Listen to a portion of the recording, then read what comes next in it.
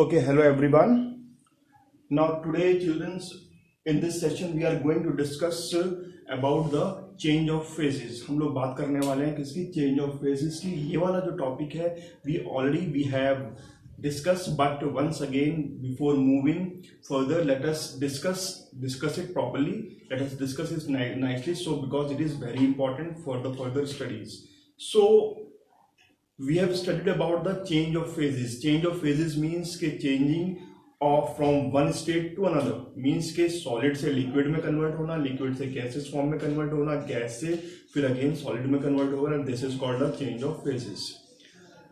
Last में हम लोगों का कंक्लूजन क्या निकला था कि when there is a change of phase, means कि जब कोई बॉडी या कोई मटेरियल चेंज कर रहा है अपनी स्टेट को, एक स्टेट से चेंज होकर दूसरे स्टेट में it is going, then in that condition it does not change the temperature, it does not increase in the temperature take place. Temperature पे कोई इफेक्ट नहीं पड़ेगा. Temperature whatever is the temperature it's remain constant. ये हम लोगों ने this we have studied already in previous video. So temperature क्यों effect नहीं हो रहा है, उसका टेम्परेचर क्यों इंक्रीज डिक्रीज नहीं कर रहा है? इट इज बिकॉज जो हीट अमाउंट हम लोग प्रोवाइड कर रहे हैं बॉडी को, वो कहाँ पर यूटिलाइज हो रहा है? It is utilise to change its state. अपनी स्टेट को चेंज करने के लिए उस हीट को वो एब्जॉर्ब कर रहा है. That's why there is no change in temperature. जब पूरी की पूरी स्टेट चेंज हो जाएगी, after that the temperature start increasing. For that we have taken an example of ice. हम लोगों ने आइस का एक एग्जाम्पल लिया था. Suppose we are having a piece of ice. Ice को हम लोगों ने मेल्ट किया, मेल्ट करके किसमें कन्वर्ट कर दिया? We have converted into water.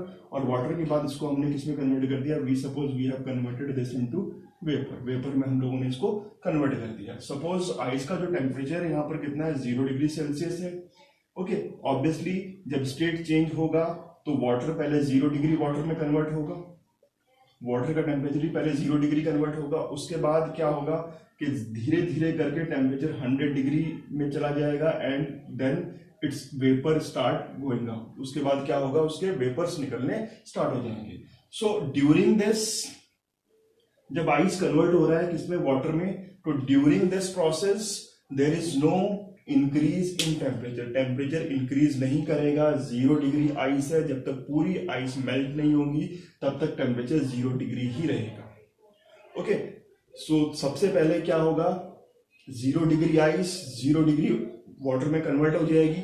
After this, जब पूरा का पूरा आइस वाटर में कन्वर्ट हो गया है, after this water, this 0 degree water हम लोग हीट प्रोवाइड करेंगे, then the temperature is start increasing. अब धीरे धीरे करके टेम्परेचर इंक्रीज करेगा और जब तक पूरा का पूरा आइस, पूरा का पूरा ये वाटर वेपर स्टेट में नहीं कन्वर्ट हो जाएगा तब तक टेम्परेचर इंक्रीज नहीं करेगा. उसके बाद ऑप्टिमम टेम्परेचर 100 डिग्री रिसीव कर लेगा. At that temperature it start boiling. So what is change of phase?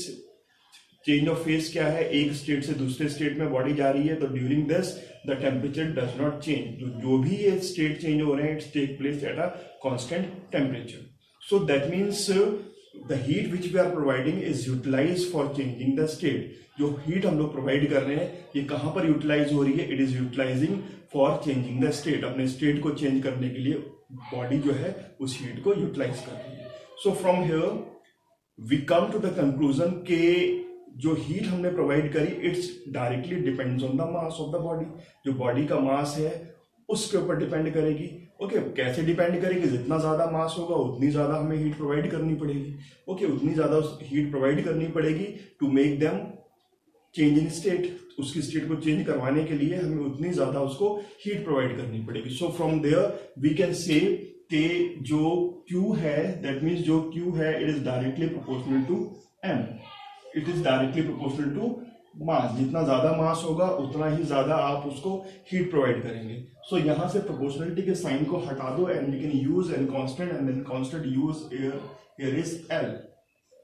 ये L क्या है? It is the specific latent heat capacity of the body. Specific latent heat, it is not only the specific heat capacity, it is specific latent heat capacity, and this L equals to Q upon M. That means if I want to define this specific latent heat capacity, then how I will define? I simply defined that latent heat capacity is the amount of heat required to change the state of unit mass at constant temperature. Okay, the amount of heat required to change the state of the body of unit mass at constant temperature means के temperature का कोई role यहाँ पर नहीं है. सो temperature का role नहीं है तो वी सिंपली से एट कांस्टेंट टेम्परेचर. तो लेटेंट हीट क्या हो गई है आपकी Q/m. तो यहां से एक नया फॉर्मूला आपका इंट्रोड्यूस हो गया कैलोरीमेट्री में, that is Q equals to ml. एक हम लोगों ने पढ़ा है Q इक्वल्स टू mCT हम लोगों ने पढ़ा है, mCT या mc del t, this we have studied. अब एक नया फॉर्मूला क्या आ गया Q इक्वल्स टू ml. अब दोनों ही फॉर्मूले आपस में बहुत ज्यादा इंपॉर्टेंट है. अब यू हैव टू रिमेंबर कि Q इक्वल्स टू ml कहां पर यूज करेंगे आप? Q इक्वल्स टू ml वहां पर यूज करेंगे जहां पर there is a change of state है. जहां पर स्टेट चेंज हो रहा है वहां पर आप Q equals to ml use करेंगे. जहां पे स्टेट चेंज नहीं हो रहा है तो वहां पर आप Q equals to mc del t को यूज करेंगे. तो अभी न्यूमेरिकल जब हम लोग करेंगे तो वहां पे ये वाला कॉन्सेप्चुअल पार्ट वहां पर आपका क्लियर हो जाएगा कि where we have to use this Q equals to ml and where we have to use this Q equals to mct. Now after this इसी को हम लोग लेटेंट हीट कॉन्सेप्ट है, इसी कॉन्सेप्ट को हम लोग एक्सप्लेन कर सकते हैं by using the kinetic model. Kinetic theory के अकॉर्डिंग भी हम लोग इसको एक्सप्लेन कर सकते हैं. Now according to kinetic theory क्या होगा कि व्हेन वी आर हीटिंग, जब आप किसी बॉडी को हीट करोगे, so we know that body कैसी भी हो, it consist of different types of molecules. उसमें क्या होंगे? डिफरेंट टाइप्स ऑफ मॉलिक्यूल्स होंगे. सो मॉलिक्यूल्स होंगे तो ऑब्वियसली अगर बॉडी सॉलिड है तो बॉडी के अंदर जो मॉलिक्यूल्स होंगे they are very close to each other. Molecules are very close to each other. Molecules जब क्लोज होंगे तो उस कंडीशन में क्या होगा? The electrostatic force between them is stronger. Electrostatic force कितनी कैसी होगी? It is very stronger. Electrostatic force बहुत ज्यादा होगी. So let us consider a body. एक बॉडी मैंने कंसीडर करी. Suppose these are the molecules of that body. ये मॉलिक्यूल्स हैं. सपोज आइस क्यूब्स हैं. आइस का एग्जांपल ले लेते हैं. Suppose these are the ice cubes. अब हम लोग क्या कर रहे हैं? We are heating this. Heat करने पे क्या करेंगे हम लोग? जो इलेक्ट्रोस्टैटिक फोर्स है बिटवीन दीज मॉलिक्यूल्स उसको हम लोग क्या कर रहे हैं? We are breaking that force. उस फोर्स को हम लोग ब्रेक कर रहे हैं. धीरे धीरे करके फोर्स ब्रेक होगी तो दैट मीन्स जो एनर्जी हम लोग प्रोवाइड कर रहे हैं वो कहां पर यूज हो रही है? It is using in breaking the force of electrostatic. जो force of attraction between the molecular force between the molecules है उस फोर्स को ब्रेक करने के लिए we are providing the energy from here. और हीट कैसे कहां पर यूटिलाइज हो रही है? It is utilizing in breaking that force. Okay, so similarly अगर किसी लिक्विड बॉडी को आप सॉलिड स्टेट में लाएंगे तो अगेन क्या होगा? अभी तो मैंने हीट एनर्जी दी है इसको in breaking the force of attraction. लेकिन जब आप क्लोज लेके आओगे उसको, तो जब क्लोज लेके आएंगे तो जितनी एनर्जी इन्होंने एब्जॉर्व करी है उतनी एनर्जी ये रिलीज भी करेंगे. They release the same amount of energy. और तब कैसे हो जाएंगे? Then they come close to each other. So this is about the how we can explain the concept of कि temperature increase क्यों नहीं हो रहा है. Temperature सिर्फ इसीलिए increase नहीं हो रहा है because the heat which we are giving is utilized to change the state. State को change करने के लिए वो heat utilize हो रही है, इसलिए temperature use नहीं हो रहा है. अब इसके ऊपर based कुछ consequences है. There are so many consequences which are based on this. So different types of things we are having.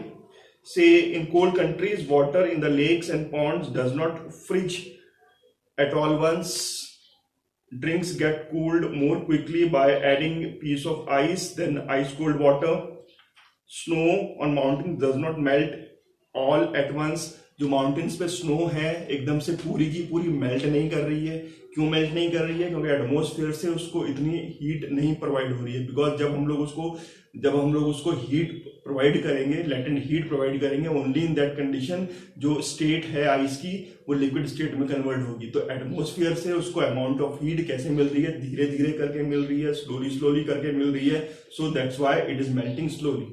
Same is the case in the cold countries. Water in the lakes and ponds does not freeze all at once, पूरा का पूरा पानी freeze नहीं हो जाता एकदम से। क्यों नहीं हो जाता? क्योंकि वाटर ने भी हीट को एब्जॉर्व किया है। वाटर की स्पेसिफिक हीट कैपेसिटी बहुत ज़्यादा होती है, बहुत ज़्यादा हीट को एब्जॉर्व कर लेता है, फिर धीरे धीरे करके उसको रिलीज करता रहेगा। दैट इज द रीज़न कि वाटर एकदम से फ्रीज नहीं हो रहा है। तो few more consequences we will discuss them in detail tomorrow. So for today only this much. The consequences we will discuss in the next video. So thank you very much.